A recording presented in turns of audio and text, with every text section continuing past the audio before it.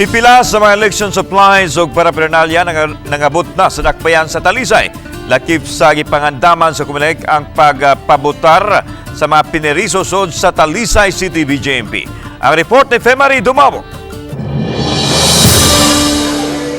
Mga kinahon sa mga election supplies ang nangabot sugod pa lang sa miaging simana o gisiguro ang hustong paghipos ni ini dinhi sa usa sa mga lawak sa Talisay City Treasurer's Office. Matod sa Talisay City Comelec nga lakip na sa mga nangabot ang mga gamiton alang sa training o seminar sa mga naglangkob sa Electoral Board. Supplies para sa barangay election na siya for PW, for senior citizen, BJMP, and the office supplies po diri.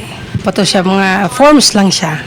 Forms lang sa gamiton para sa canvassing po sa kanang BJMP. Ug ang mga gamiton usab sa pagpahigayon og pagbotar sa mga person deprived of liberty sa Talisay City BJMP.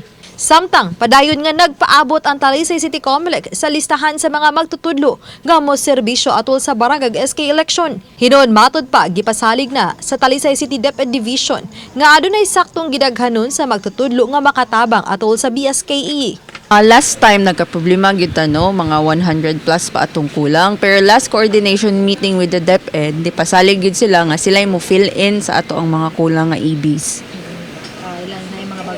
Yes, naay mga new hires daw nga mao daw ilahang ibutang. Karong Biyernes laing coordination meeting sa Comelec. Uban ang nagkadiyang ahensya sa gobyerno ang himuon alang sa maabot nga piniliay. Uban ni Godfrey Rilien, Femari Dumabok. Balitang Bisdak.